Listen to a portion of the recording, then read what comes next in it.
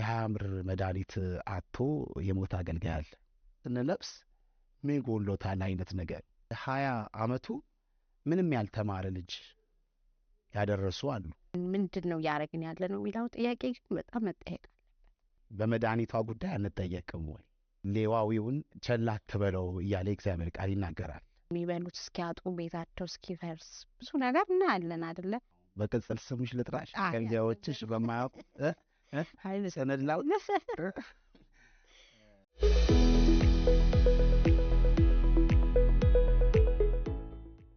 ሰላም ጤና ይስጥልን ውድ ተመልካቾቻችን፣ ይህ ብርሃን ሾው ነው። በህይወት ቲቪ የምትከታተሉት እንደምን ቆያችሁ፣ እንደምን ሰነበታችሁ? ይህ ሳምንታዊ ብርሃን ሾው ነው። በየሳምንቱ በህይወት ቲቪ የምናቀርብላችሁ። ዛሬ ደግሞ እንደገና በሌላ እድል እግዚአብሔር ምህረቱን አብዝቶልን ጸጋ በስቶልን እንደገና በዚህኛው ፕሮግራም ደግሞ ተገናኝተናል። አብራችሁን ስለምትቆዩ ከኛ ጋር ስላላችሁ እግዚአብሔር ይባርካችሁ። በጣም ነው የምናመሰግናችሁ። ዛሬ ደግሞ አንድ እንግዳ ይዘንላችሁ መተናል። በራሱ በሚኒስትሪው ባለው ዙሪያ ጉዳይ ልናወራ ልንጫወት በጣም ትልቅ ሀሳብ ነው። በጣም አብራችሁን እንድትሆኑ ከኛ ጋር ሰምታችሁም ከኛ ጋርም ተባብራችሁ ከኛ ጋር እንድትሆኑ በአክብሮት እንጋብዛችኋለን። ከኛ ጋር ስለምትቆዩ ጌታ ኢየሱስ ይባርካችሁ። መልካም ቆይታ ይሁንላችሁ። እንግዳችን እንግዲህ እስቲ ራሱን ያስተዋውቀንና ከዛ ወደ ዋናው ፕሮግራማችን እንሄዳለን። ሲስዬ እንኳን ደህና መጣህ ወደ ፕሮግራማችን። በጣም ደስ ብሎኛል ወደዚህ ስለመጣ። እስቲ ራስህን አስተዋውቅልን ለተመልካቾቻችን፣ ቤተክርስቲያን የት እንደምታገለግል አሁን የምታገለግልበትን ሁኔታ ለተመልካቾቻችን።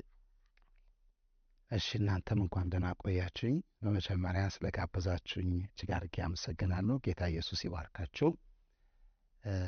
የማገለግልበት ቤተክርስቲያን ኮልፌ ሙሉ ወንጌል ክርስቲያን ይባላል።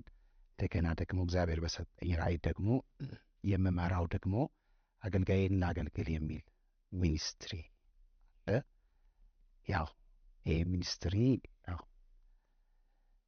ራእዩ ከተቀበልነው የቆየ ነው። 2000 ላይ የተቀበልነው ራእይ ነው። ምናልባት ወደ እሱ በኋላ የምንመጣ ከሆነ በተረፈ የአንድ ሚስት ባል ነኝ። አንድ ልጅ አለኝ። እዝራ ሲሳይ ባለቤቴ ወይንሸት ገነነ ትባላለች።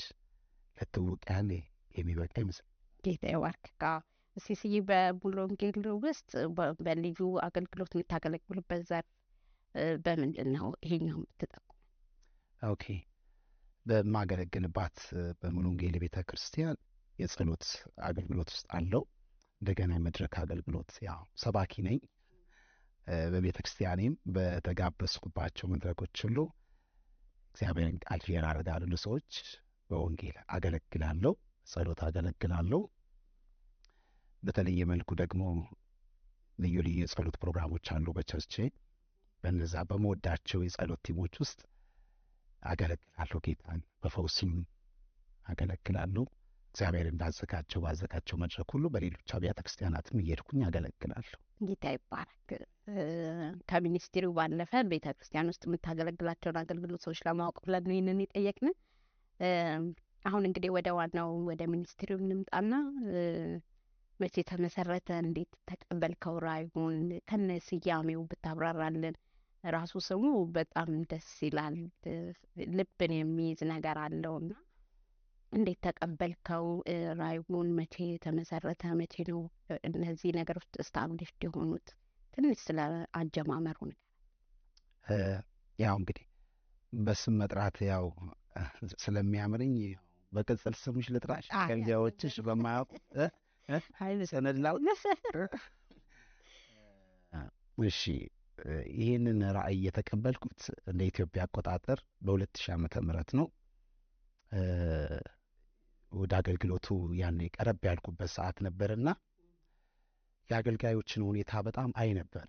አገልጋዮቹንም ቤተሰቦቻቸውን፣ በተለይ ሚስቶቻቸውን፣ ልጆቻቸውን የማየት እድል ነበረኝና እኔ እነሱንም ህይወት አይ ነበር እና በጣም ማዝነባቸው ነገሮች ነበሩ። የሚያሳዝኑኝ ለምንድን ነው እነዚህ ሰዎች ከዚህ በተሻለ ማገልገል የሚችሉበት ሁኔታ መፍጠር ይቻላል፣ ግን ደግሞ እያገለገሉ ያሉት በብዙ ፈተናና መከራ ውስጥ ነው። ፈተናና መከራ አይደለም ለአገልጋይ ለክርስቲያኑ ለሁሉም ያለ ነገር ቢሆንም የአገልጋዮችን ሸክም የምናቀልላቸው አንዳንዴ ሰይጣን የሚፈትነው ሳይሆን እኛም ደግሞ የምናዘጋጀው ፈተና አለና እሱ አይነት ፈተናዎች መወገድ የሚችሉ እኮ ከዚህ በላይ ማገልገል ይችላሉ።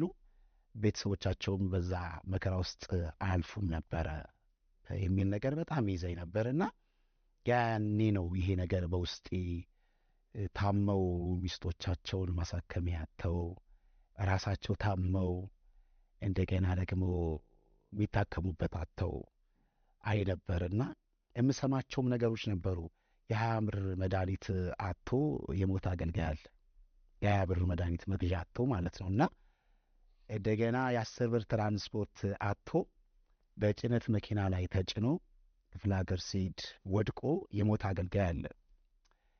እንደዚህ ከፍ ከፍ ያሉ በጣም ስንሰማቸው የሚዘገንኑ እንግዲህ እኛኑ ሊያገለግል ነው የሚሄደው። ሲጀምር አገልጋይ ላገልግል ያልነው አንቺን የሚያገለግል አገልጋይ የኔ አገልጋይ ነው። ሌላውን የሚያገልግል ኢንዳይሬክትም ሆነ ዳይሬክትም ለዛም ነው የኔነት ስሜት እንዲሰማን ነው። ስለዚህ ሊያገለግለኝ የሄደው አገልጋይ በምንድን ነው መሄድ ያለበት? አግባቡ በሆነ በስርዓት ባለው መልኩ ነው። ግን ያንን እንዲያደርግ ያስገድደው ነገር ምንድን ነው? ኪሱ ባዶ መሆኑ ነው። የወንጌል ጉዳይ ግድ ሆኖበት ነው። አይወጣ ነገር የወንጌሉ አደራ አለ።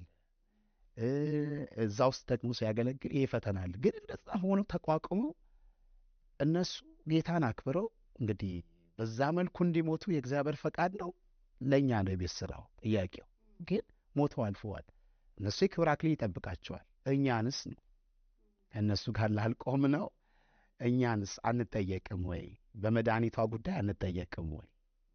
እንደገና ምክንያቱም አገልጋይ በእምነት የሚኖር መድኃኒት ማያስፈልገው፣ ሕክምና ማያስፈልገው፣ መልበስ ማያስፈልገው አንዳንዴ እንደዚህ ስንለብስ እኔም አገልጋይ ነኝና ዛሬ ላይ እንደዚህ ስንለብስ ምን ጎሎታል አይነት ነገር አፒታይትን የሚዘጋ ልብስ ለብሼ በመጣ እዚህ ለስቱዲዮም አይመጥንም አይደል?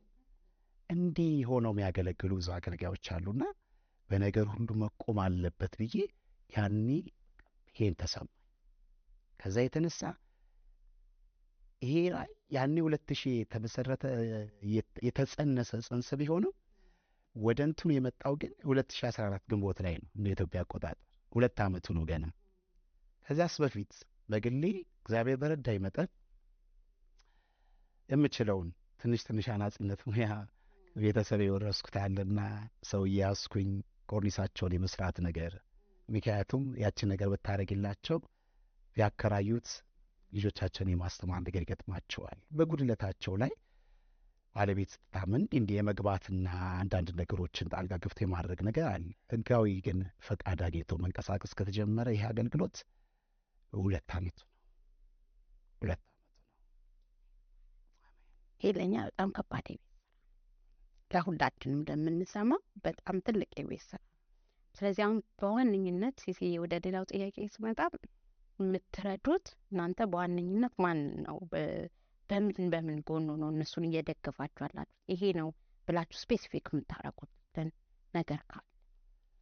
አገልጋይና አገልግል ሚኒስትሪ ተግባሩ በዋናነት ፎከስ ትኩረት የሚያደርገው አገልጋዩ ላይ፣ ቤተሰቡ ላይ፣ ሚስቱ አገልጋይ ከሆነች ባልየው ላይ ሊሆን ይችላልና ሚስቱ ላይ፣ ልጆቹ ላይ እነዚህ ነገሮች በጣም ፎከስ አድርጎ ይሰራል። ልንደግፍ ስንፈልግ የራሳችን የሆነ ነገር አለ። በዛ መስፈርት መሰረት ነው እንደግፈውን ነገር ምንደግፈው ምናልባት ወደ ሌላ ነገር እንዳናመራና በዛ መልኩ አድርገን እነሱ ሰዎች የመደገፉ ሁኔታ እናደርጋለን። ከዚህ ጋር ግን በተገናኘ እዚህ ላይ ብቻ አይገጣም። ይህን ሁሉ ነገር ሲያደርግ ይህ አገልግሎት ወንጌልን ማዕከል ባደረገ መልኩ ነው የሚያደርገው። ወንጌልን ማዕከል ባደረገ መልኩ ይንቀሳቀሳል። ከዚህ ባለፈ ደግሞ በቤተ ክርስቲያን ክፍተት ይገባል። አሁን እኛ ብዙ ጊዜ በቤተ ክርስቲያናችን ድራም የለንም የሆነ ነገር የለንም ምናምን እንላለን እና ከበሮ የሌላቸው ቸርቾች አሉ። ትንሽ ወጣ ስንል ማለት ነው ከበሮ የሌላቸው ጊታር የሌላቸው አሉና እነዚህንም ነገሮች በቤተ ክርስቲያን ክፍተት ገብቶ ያችንም ነገር ማድረግ በራሱ አገልጋዩን ማገልገል ነው። ተቸግረው ነው አገልጋይ ናቸው ግን የሚያገለግሉት በከበሮ ነው ወይ ደግሞ ከበሮም የላቸውም እና በእንደዚህ አይነት ነገር እንገባለን። በወንጌል ጉዳይ ከሚደክሙት ጋር አብረን እንደክማለን። እና ብዙ የመሳሰሉ ነገሮች አሉ። ወደፊት ደግሞ ትልቅ ራዕይ ያለ በጣም ሰፊ ልንሰራቸው ያሉ ነገሮች አሉ። ምናልባት ሁሉም ከጎናችን ከቆመ በዚህ ጉዳይ ላይ ትልልቅ የሆኑ ነገሮችን ፕሮጀክትን ነድፈን የያዝነው ነገር አለ። በአገልጋዮች ላይ የሚሰራ ማለት ነው። የራሳችንን ትልቅ ቢሮ የመገንባት ሀሳብ አለ። በዛ ውስጥ ቤተ መጻሕፍትን ያካተተ አገልጋዩም ቤተሰቡን የሚጠቀምበት አገልጋዩም ወጣ አድርጎ እዛ ጋር አንዳንድ ቀለል ያሉ ነገሮችን የሚያደርግበት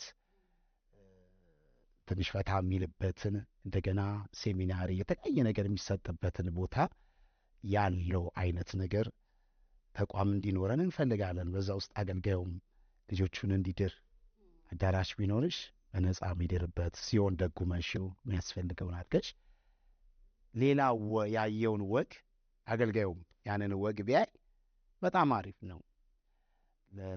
ምእመኑ ሌላ በተለምዶ ምእመኑ ሌላ ህይወት ለአገልጋዩ ሌላ ህይወት ባይኖር የምድር ላይ ሳለ ለአገልጋዩ የሚገባውን ነገር ብናደርግለት ህይወቱ እንደዚህ ጭልም አይልም። ህይወቱ ስልሽ ህይወቱ የበራን ውስጡ በምድር ላይ ያለው ላይፉ ነገ ላይ ልጁ ቤተ ክርስቲያንን እስኪጠላ ድረስ ከቤተ ክርስቲያን እስከሚያፈነግጥ ድረስ አገልጋይማ እንኳን አገልጋይ ክርስቲያን አልሆንም ብለው ይሄዳሉ። የእነሱ ችግር ነው ልትይ ትችያለሽ። እመኝ የቤተ ክርስቲያንም ችግር ከጎናቸው ብንሆንላቸው ትምህርቱን ማስተማር ቢችል በ20 ዓመቱ ምንም ያልተማረ ልጅ ያደረሱ አሉ። ምንድን ያወረሰው ለልጆቹ? ማስተማር ያተው ማለት ነው። ዛሬ ለአንዳንድ ፍንጮች ሊሆኑ ይችላሉ። በመንግስት ማስተማር ይችላል። ምንም ምንላቸው ነገሮች አሉ። እንደዛም ሆኖ ግን ያሉ ችግሮች አሉ። ዛሬም ድረስ ያልተቀረፉ የቀረፉም ደግሞ ቸርቾች አሉ። ስለዚህ ነገርየው በጣም ሰፊ ነው። በዛ መልኩ ያን ነገር ማርን እንፈልጋለን። እንደው ለአብያተ ክርስቲያናት ምሳሌ የሚሆን ነገር በጣም በደከሙ አገልጋዮች ላይ እድሜያቸው በገፋ በጣም ህመምተኛ በቋሚነት ህመምተኛ የሆኑ ደግሞ አሉና እንደው እነሱንም ደግሞ የሚያስጠልል የሆነ ነገር ለአብያተ ክርስቲያናት ሞዴል የሚሆን ነገር እንኳን ማረፊያ የሚሆን ነገር እናስባለን። እግዚአብሔር ይረዳናልና ትልቅ ነው ህልማችን። ራሴን እየከተትኩ ነው እዛ ውስጥ ምን እያደረግን ነው? ምን እየሰራን ነው? በጣም ጥያቄ አለን። ለምንድን ነው መሰለ እንደሱ ምለው ለምሳሌ እኔ በአገልጋይ ከተገለገሉ በጣም ከተገለገሉ መካከል እኔ ቤቴ ድረስ መጥተው ነው የሚያገለግሉኝ። ቸርቼ ሳልሄድ ማለት ነው። እነዚህ አገልጋዮች ዋጋ ከፍለው እኔ ድረስ ነው የሚመጡ። እኔ ጋር ብቻ አይደለም ሌላም ሰው ጋር እንደዚህ እየሄዱ ነው የሚያገለግሉ። ግን የእነሱን ፔን ምን ያህል እየሰማናቸው ይሆን? ምንድን ነው እያደረግን ያለ ነው የሚለው ጥያቄ በጣም መጠየቅ አለበት። አሁን ይሄ የአንድ ሰው ፕሮግራም ሳይሆን የአንድ ሰው ስራ ሳይሆን ሁላችንም ቤት አገልጋይ መጥቶ ያልጸለየበት ቤት አለው። የቅዱሳን ቤት ሆኖ አይደለ? ቤተ ክርስቲያን ሲባል የሆነ ህንጻ እንዳንመጠበቅ የለብንም። እኛ ራሱ በአዲስ ኪዳን ቤተ ክርስቲያን ስለሆነ እኛንን መስራት ያለብን ያስባለሁና ራሳችሁን እየከተታችሁ እንድታዳምጡ ፈልጌ ነው ይሄንን እየተናገርኩ ያለሁትና ሲሲኝ ተባረክልኝ። ግን አንድ ደግሞ በጣም እኔ ብዙ ነገራችሁን አንብቤያለሁ እንትናችሁንና ምንድነው መሰለህ አሁን የምጠይቅ ጥያቄ እነዚህ ሰዎች በትክክል መርዳት ግዴታችን ነው ማለት ይሄ የምንም እንትን አይደለም። እነዚህ ሰዎች ስንረዳችሁ ይሄ የተረጅነት መንፈስ እንዳያድግስ ምንድነው የምታደርጉት? ምክንያቱም አገልጋዮቹ ላይ እንደሱ ይመጣል ብዬ ተስፋ አላረግም። ግን ልጆቹ ይሄ የመረዳት መንፈስ በቃ ተረጅ ሆኖ መኖርን እንዳይለምዱስ ምንድን ነው የምታረጉት? ሰርተው እንዲኖሩ ራሳቸውን መቻልም እንዳለባቸው ዛሬ የምታግዟቸው ለጥቂት ጊዜ እንደሆነ እሱንስ በምን ጎኑ ነው ያያችሁት? ቅድም በተናገርኩት ላይ የራሱ የሆነ መስፈርት አለ ብዬሻለሁ። ሰዎችን የምንደግፍበት ያን ያህል አቅም ኖሮንም አይደለም። ገና ታዳጊዎች ነን። እግዚአብሔር ይረዳናል፣ የበለጠ ያሳድገናል። ግን ባለ አቅም ሂድ አይደል ባለ በዚህ በጉልበት ሂድ አይደል የሚለው መጽሐፍ ሰበብ አያስፈልግም። ባለው ይሄድን ለራሱ ግን የሆነ መስፈርት አለ። እኛ የባሰውን አይደለም ከባሰ የባሰውን ነው መርጠን ሰፖርት የምናደርገው። ያ ደግሞ እንደዚህም ፊዚካሊም ያስታውቃል። እንዲህ ሰፖርት በጣም የባሰውንም አናድግ ካንን አንችለውም። ከባሰ የባሰው ነው የምናደርገው። ቤተክርስቲያን ማወቅ ያለባት የኢትዮጵያ አማኞች ማወቅ ያለባቸው በሌላም ሀገራት ላይ ያሉ የባሰውን አይደለም የምንረዳው እኛ ከባሰ የባሰበቱ በጣም ችግሩ ሰፊ ነው እና አንዱ እንትናችን እሱ ስለሆነ ከባሰ የባሰ ባሰ ቴጂ አልጋ ላይ የተኛ ነው።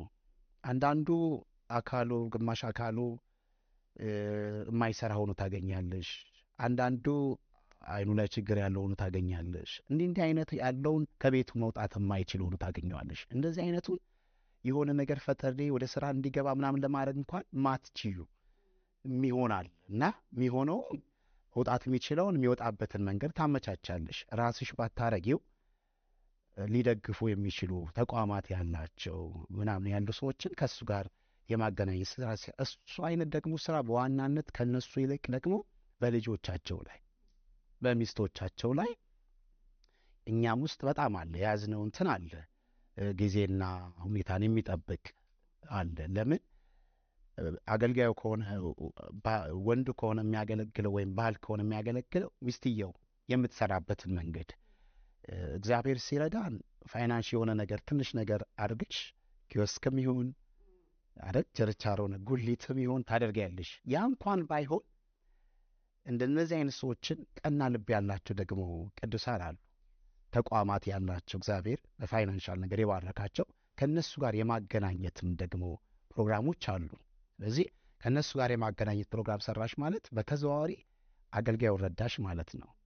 ራእይሽን ግብ እንዲመታ አደረግሽ ማለት ነው። ስለዚህ ሚስቱን የማገናኘት ከተቋማት ጋር እንደገና ደግሞ ልጆቹን የማገናኘት እና በትምህርታቸውም የመደገፍ ነገር አለ። እዚህም በፊት ያደረግነው ነገር አለ ምናልባት በኋላ ከተቻለና በሚያስፈልገው እግዚአብሔር በረዳ መጠን እጃችን ላይ ባለ ነገር እነዚህን ነገሮች የማድረግ ነገር እናደርጋለን። ስለዚህ የመረዳት መንፈስ እነሱ ላይ የተረጂነት መንፈስ እንዳያድር በማያደርግ መልኩ ነው የምናደርገው። ነገ ላይ በዛ መልኩ ማድረግ ላንችል እንችል ይሆናል። ይህንንም ቁርጣቸውን ነገር ነው ሲሆን ደግሞ በቃ የማያያዝ ነገር ሰርተሽ የመውጣትም ነገር አለ እና አልፎ አልፎ የመመልከት ነገር አለ። ግን በጣም የወደቁትን በተለይ አገልጋዮች ላይ ወድቀው ያሉትን ግን መውጣት የማይችሉትን መስራት የማይችሉትን ግን ከዓይናችን እንዲጠፉ አንፈልግም። ለምን ትላንትና ብዙ ተባርከንባቸዋል። ቀደም ብለሽኛል አንቺ ትላንትና በጣም ለብዙ ሸክማችን መራገፍ ምክንያት ሆነዋልና እነዚህን ሰዎች ችላ ማለት በጣም ከባድ ነው። የእግዚአብሔር ቃል እንደሚናገረው የእኛም የአገልጋይ ለአገልግል ሚኒስትሪ መሪ ጥቅስ ነውና ሁለት ቃል አለ በዘዳግም 12 ነው እንደገና በዘዳግም 14 ያለ ሌላ ረጂ የለውም ይላልና ሌላ ሌዋዊውን ቸል አትበለው እያለ እግዚአብሔር ቃል ይናገራል። ስለዚህ በአንተ ዘንድ ድርሻ የለውምና ይላል።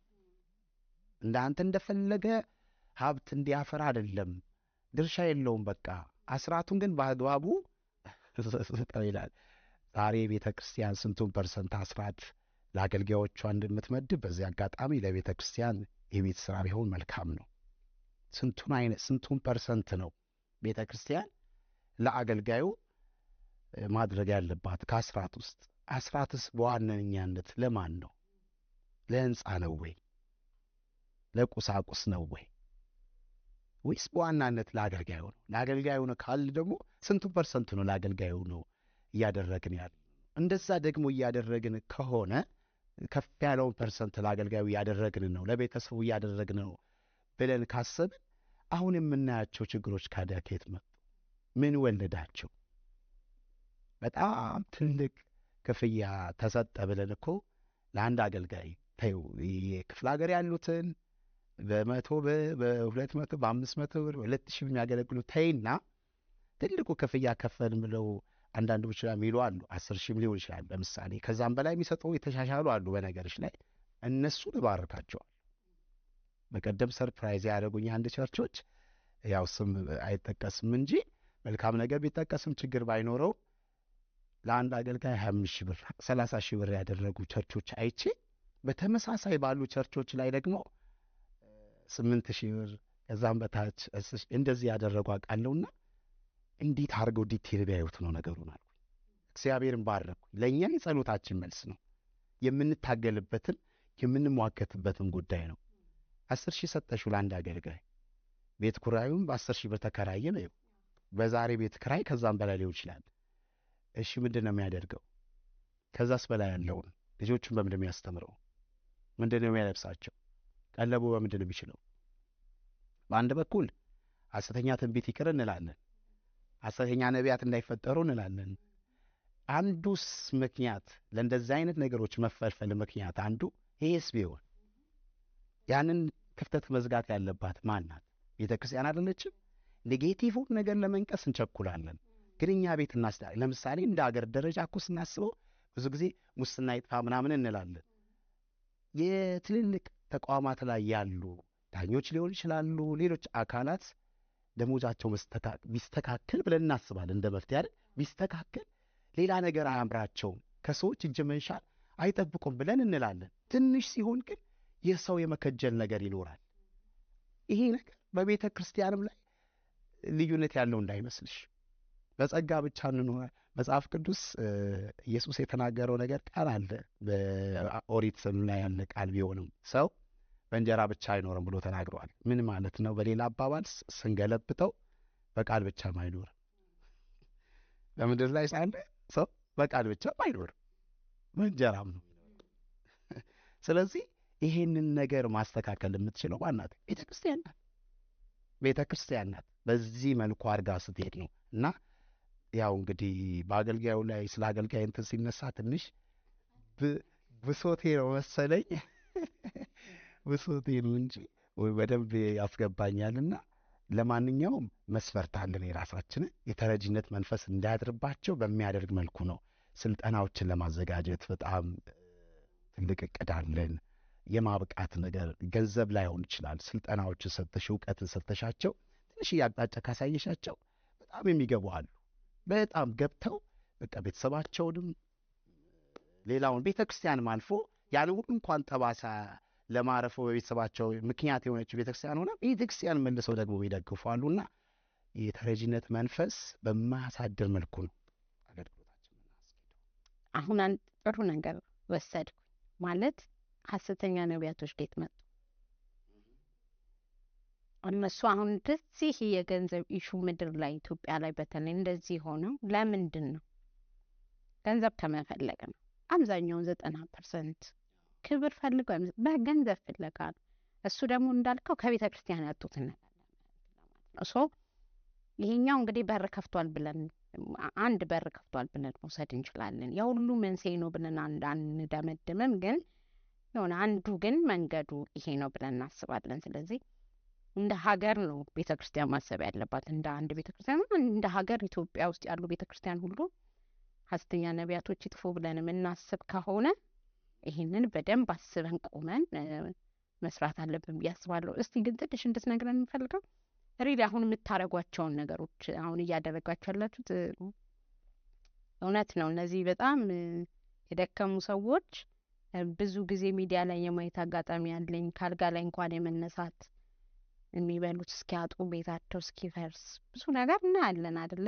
እናንተ አሁን በዋነኝነት ግን በቁሳቁስም ቢሆን በፋይናንስ ምንድን ነው እያደረጋችሁ ያላችሁ? ምክንያቱም ተመልካቾቻችንም እንዲሰሙ የሚያግዙንም ሰዎች እንዲያግዙን እንፈልጋለን። ምንድን ነው እያደረጋችሁ ያላችሁት አሁን ለእነዚህ ሰዎች?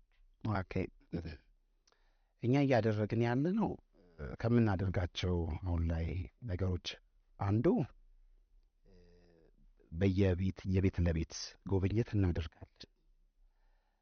እኔና ከኔ መሰሎች ጋር አብረውኝ የሚያገለግሉ አሉ። ብቻዬን አይደለም ይህን አገልግሎት የምመራው። ምንም እንኳን ራእዩን ብቀበለውም አብረውኝ ከጎን የሆነው ይህን ፕሮግራም ይህንን አገልግሎት የሚያስኬዱ አሉ። የቦርድ አባላት አሉ፣ አገልግሎቱን የሚደግፉን አሉ። እና ከምናደርገው ነገር አንዱ ጉብኝት አገልግሎት ነው። ጉብኝት እናካሄዳለን። በመጀመሪያ ቤታቸውን የማየት ነገር አለን። ያሉበትን ሁኔታ የመጀመሪያው ነገር እሱ ነው የምናደርገው። ከዛ በኋላ ነው አንዳንዴ ያን ያህል ገንዘብ ላይኖረን ይችላል። የሚገርምሽ ግን የቤታቸው ሄደን ስናጸዳላቸው ቤታቸው ስናግዛቸው ያለውን ነገር ስንሰራላቸው አልፎ ተርፎ ደግሞ እንወዳችኋለን ብለን ገና ወደ ሌላው ሳንሻገር እግራቸውን ስናጥባቸው ስላገለገላችሁን እግዚአብሔር ይባርካችሁ ብለን ስንላቸው ያለው የልባቸው መነካት ልነግርሽ አልችልም። አንዱ ከምናደርጋቸው ነገሮች ፍቅራችንን ሄደን መግለጽ ነው። ከየትኛውም የሚቀድመው ፍቅራችንን እንገልጻለን። ስንሄድ አንዳንዶች ቦታ ላይ ደግሞ አስቤዛዎችን የቻልነው አቅም የፈቀደውን ነገር አስቤዛዎችን ይዘንላቸው እንሄዳለን እንጂ ከምን እንደሚባለው የሆነ ነገር አቅማችን የፈቀደውን አገልግሎቱ አቅሙን የፈቀደው በእጁ ላይ ከቅዱሳን ያገኘውን ነገር አስቤዛዎችን ይዞላቸው ይሄዳል። ለስንትም ቀን ይሆን የቻለውን ያህል አስቤዛ ይዞላቸው ይሄዳል። ትንሽ ቀን እንኳን ፋታ ቢሰጣቸው የሚል ከዛ ደግሞ ባለፈ እጁ ላይ ከቅዱሳን ከሰበሰባቸው ሳንቲሞች ደግሞ እሱንም ደግሞ ይዞላቸው ይሄድና ለተወሰነ ጊዜ ለሆነ ነገር እንኳን ቢሸፍንላቸው ያው ዘለቄታዊ ሽፋን አይኖረውም፣ ግን አንገብጋቢ ነገር እንኳን እንዲሆናቸው ሰይጣን ለሚፈትናቸውም ጉዳይ ትንሽ እንኳን ማስታገሻ ቢሆን እጃችን ላይ ያለውን ነገር እሱን እንደ ስጦታ አበርክተንላቸው እንወጣለን። አንዱ እሱ ነው። ሌላው ደግሞ በቢሮአችን የምክርም አገልግሎት ይሰጣል። በተለይ አገልጋዩና ቤተሰቡ ላይ ትኩረት ያደረገ በዛም ብዙዎች ተጠቃሚዎች ናቸው። በጣም የሚገርምሽ ከመስክም አገልግሎት ይልቅ በጣም ብዙዎች እየተጠቀሙ ያሉት እንዳውም እኛ አብዛኛዎቹን ለአገልጋዮችና ለቤተሰቦች ነው እሱን ነገር ክፍት ያደረግነው። ግን ብዙ ምዕመናን ነው የሚጠቀሙት። በዛ በጣም ይጠቀማሉ። የካውንስሊንግ አገልግሎትም እንሰጣለን። እሱም አንዱ የአገልግሎታችን አንዱ ክፍል ስለሆነ የጸሎትም እንደዚሁ በጸሎትም አገልግሎት እንሰጣለን። በዚህ መልኩ የተለያዩ ሰዎች ጋር ደርሰናል፣ ይሄድን ጎብኝተናል። ልክ በዛ መልኩ ነው የምናደርገው ማለት ነው፣ የምንደግፈውን ነገር የምንደግፈው። በተረፈ ይሄኛው በጉብኝትና በመስክ አገልግሎት ያለው ነገር ነው። ቅድም የነገርኩሽ የምክሩና የጸሎት ደግሞ በቢሮ አገልግሎት የሚሰጥ ነው። እንዲሁም ደግሞ ያው አገልጋዩ ሲያገለግል በወንጌል ጉዳይ ደግሞ እነሱም ደግሞ በወንጌል በሚደክሙበት ነገር ላይ አብሮ የመድከም ነገር አለ። እነሱንም ሰፖርት የማድረግ ነገር በክፍተት ገብቶ ማለት ነው። ጊዜንም ጉልበትንም በሚፈልግ አንዳንዴ ደግሞ ገንዘብንም በፈለገው ነገር ላይ ገባ ብለሽ የምትችውን ነገር አሻራ የመጣሉ ነገር አለ። ስለዚህ አሁን ለምሳሌ ለሚያስተምሩ አገልጋዮች ደብተርም እስክሪብቶም እነዚህ ነገሮችም አሁን እንግዲህ ትምህርቱም እያለቀ ነው፣ መጪው መስከረም ስለሆነ ሊያግዙን የሚችሉ ሰዎች እንዲሰሙ ፈልጋለሁ። በቦርሳ እንደገና ደብተሮች ምናምን፣ ምክንያቱም የአገልጋዩ ልጆች ከእናንተ ነው ሰፖርት የሚጠብቁትና ምንድን ነው የምትለው? እሱንስ በጣም ጥሩ ጥያቄ ነው ያነሳሽው። የዛሬ አመት ፕሮግራም ነበር። ምን አይነት ፕሮግራም ነበር የነበረው? የአገልጋይ ቤተሰብ ልጆችን በቁሳቁስ ድጋፍ የማድረግ በትምህርት ቁሳቁስ ድጋፍ የማድረግ ፕሮግራም አዘጋጅተን ነበረ።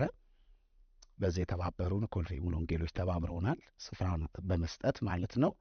እና እዛ ቦታ ላይ በነበረን ከ5 አብያተ ክርስቲያናት ነበረ የሰበሰብናቸው ማለት ነው። እነዛን ልጆች አንደኛው አላኩም ከ4ቱ ቤተ ክርስቲያን የመጡ ልጆችን ከ30 የማያንሱ ልጆችን ሙሉ የትምህርት ቁሳቁስ ድጋፍ ነው ያደረግነው።